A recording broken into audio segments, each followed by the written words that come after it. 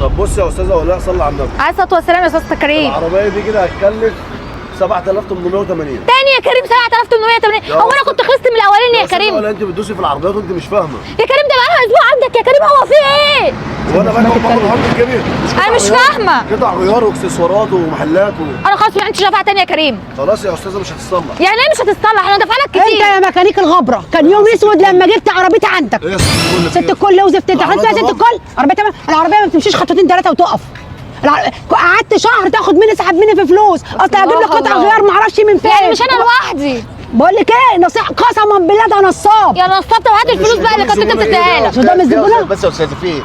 في ايه؟ العربيه بقى لها اسبوع عندي ومش راضي يصلحها، أستاذة وعمال 7 في 5 في 7 في طب يا استاذه 5. نحل الموضوع. تعالى كده يا باشا على جنب، اقول لك بس على حاجه معلش. باشا ادي للناس فلوسها، اتقي الله. يا عم ادي الناس فلوس ايه يا عم؟ انا جبت بقى قطع غيار والله. بقول لكم ايه، هتعملوا محضر؟ انا هعمل محضر. انا عملت محضر عشان ما باشا، يجيش شوشره على المكان. انا هلم شويه العده بتوعي واتكل على الله من لا لا بقول لك على حاجه، انا هجيبك.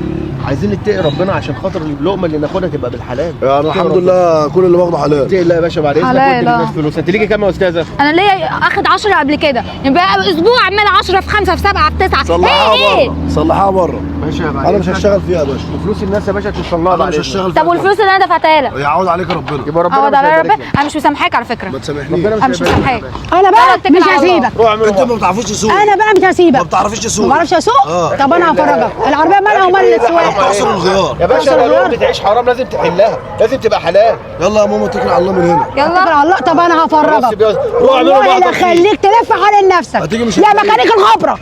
يلا اتكل على الله.